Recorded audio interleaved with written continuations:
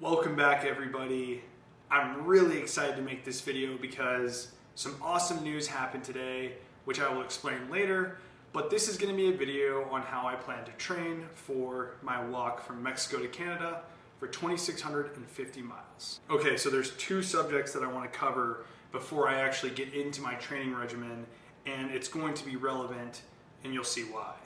The first is the good news that I received today was I got a permit reservation for April 19th of 2023. I'm so excited for my start date. I'm so happy that I managed to get a reservation. I don't want to jinx it. I know that's not an official permit, but that was eating me alive. When I missed the first round in November, I just started to have this anxiety, and I don't get anxious about much. I'm a pretty laid back guy, but that was eating me alive. Like, what if I don't get a permit? How am I going to do this logistically?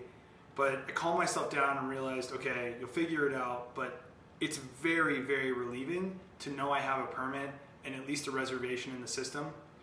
Also, on top of that good news, Flying Turkey got a permit for the 23rd. So I'll have a hiking buddy. That's awesome.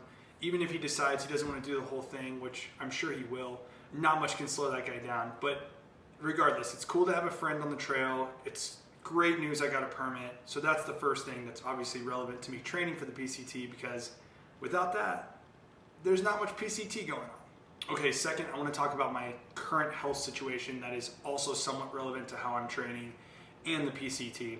So for this, we have to rewind to 2018. Long story short, if you know what this medical condition is or you don't, I basically had a herniated disc, a severe herniated disc in my L5-S1 vertebrae. What happens is the disc, long story short, pushes out. It's kind of like a gel-like material, and then it sits on the nerve that goes down the spinal canal, which goes into your leg, and it's a pretty big nerve. The sciatic nerve branches off into your calf and your quad and your hamstring. And when it first happened to me, I actually thought I tore my hamstring because it was so painful down the left ass cheek and into my hamstring that I for sure thought that's what it was. Later on, of course, I got imaging done with an MRI and found out that yes, I had a herniated disc, and it was sitting on my nerve, causing those pain signals to go down my leg, which can, range from stabbing to burning to just all sorts of excruciating amount of pain. In the end, I ended up getting surgery because that was my only way out. It was really bad. I was losing bladder function, and I was also losing nerve function in my left leg. I got a microdiscectomy, which is essentially just them doing a non-invasive surgery where they make an incision about 1 inch long. They go into your back and they remove the herniated part of the disc so the nerve can essentially breathe free again. All was well. I was feeling incredible, working out really hard in Iraq, which was probably, in hindsight, dumb as shit.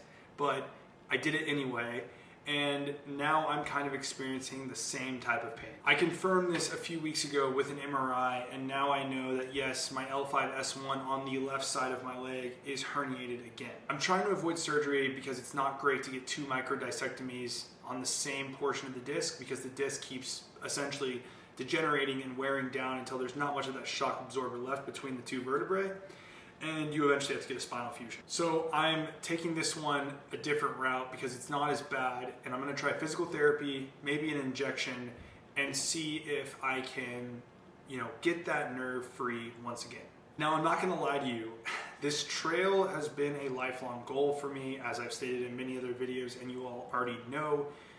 I will result to a microdiscectomy if it comes to it, to get on this trail in April, because one, if it doesn't resolve itself, it's probably not going to, so I need surgery anyway, and two, I really don't want to miss this opportunity to go hike the PCT. Okay, so now that you know my current state of my health and that I have an actual permit to hike the trail, let's talk about how I'm actually going to train to do the trail. The first part of my training is going to include lower body strength training. I definitely believe that strength training your lower body for thru hiking has obvious benefits. One being you prevent injury, right? Obviously within reason. If you go and train like a madman and you use super heavy weights with bad form, you're probably going to lead yourself to injury rather than not. But my point is here is that when you train appropriately and you strengthen your calves, your quads, and your hamstrings, it leads to an equilibrium that a lot of thru hikers can actually face problems going these long distances due to being over strength heavy in their quads versus their hamstrings. This can lead to back issues, etc.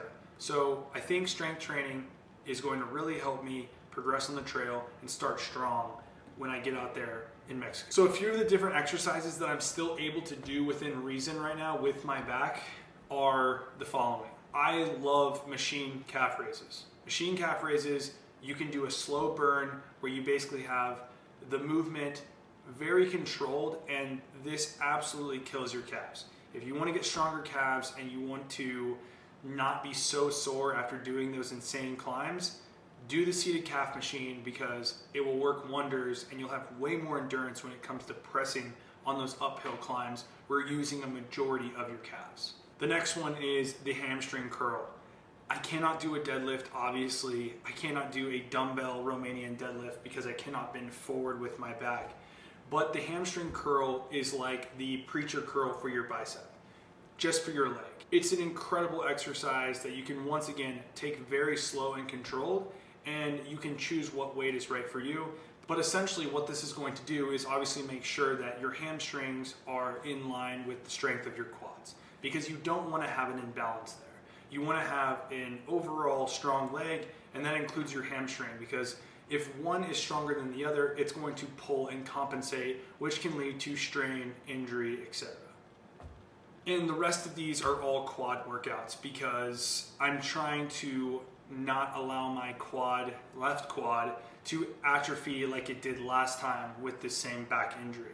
The next exercise I'm going to be doing are split squats. I love the split squat because it doesn't put any pressure on my lower back, and it really allows me to strengthen my quad. And in return, last time I had this back injury, my left quad really started to atrophy because I just wasn't using it as much. But I'm trying to stay away from that and stay physically somewhat strong within reason, right? I'm not doing squats or deadlifts, but I want to make sure that I'm staying strong and that, you know, I can hopefully prevent the same scenario as what happened last time to me. I also am a fan of reverse barbell lunges. These are great for building the quads and the glutes, and once again, helping you power through climbs. And not only that, but when you're descending, you have a lot of pressure on your quads. And you'll notice that if you hike with someone and they seem to have their knees start to just absolutely kill them from doing a bunch of descents, that is also from not having enough quad to help absorb that impact over and over and over. And I know it's not a preventative, thing for all, and that you can still have your knees, be hurt or get injured. But I feel like for me, I've noticed a huge difference from when I didn't really strength train lower body to when I strength trained lower body and I was on the trail.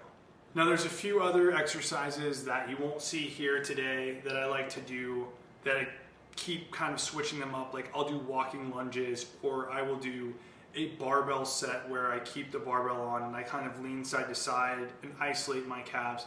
But overall, I keep my leg workout pretty simple. I keep it about 5 exercises, 3 sets of each exercise, and that's more than enough to definitely feel like you're progressing in strength and building muscle in the gym, as long as you have an appropriate diet to match. Okay, the second piece of my training is going to very obviously be cardio. I haven't been training super hard on cardio other than in Japan, where we were walking about 15 miles a day, which that was great. And walking also helps, loosen up the muscles associated with my nerve canal and kind of helps my back. But I will be starting to walk the Cherry Creek Trail here in Denver as I get closer to the dates for 5 to 10 miles a day. That's a lot of time every day, but I'm going to try and fit it in and at least do that 4 to 3 times a week, just to start getting my trail legs under me, just to get what it's like to walk again long distances, because frankly I haven't been doing near as much walking as I was in the hiking season. And this is just due to it being super cold and me just not doing as much hiking, clearly. But as soon as the weather starts to warm up, which strangely enough it already is, I'm going to start to really take cardio more seriously. I've noticed that I can get in pretty decent walking shape in about 2 to 3 months. So that's gonna be my plan. It's very, very simple. It's very vanilla, but if you wanna be good at walking long distances, I feel like you just have to walk long distances. So that's really it, y'all. That's how I plan to train for the PCT. I think it'll do me well, and I don't plan on starting out super, super hard. I'm gonna start out doing like 15 miles a day and seeing how my body feels and slowly ramping it up from there. Because the last thing I absolutely need is to go out there and try and pound 20, 25 miles a day. My body is just simply not ready for it, and I lead myself to injury right out of the gates. So I am gonna take it slow. I have zero issues with that.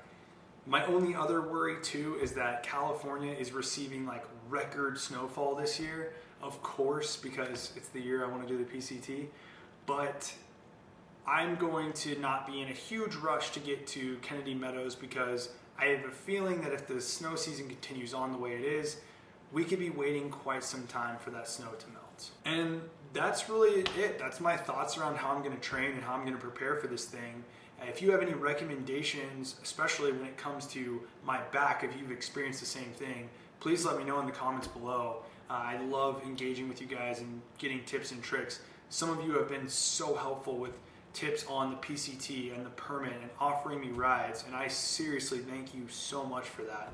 I hope to see some of you out there, and if you're starting close to April 19th, then definitely holler at me. I'd love to hike with you for a little bit or just say hello. So pop down in the comments, and that's it for this one, y'all. I will see you soon, and I'll probably make another video updating my gear or something else to do with the PCT now that I know that it's very, very real. So thank you all for watching as always, and I'll see you on the next one. Peace, y'all.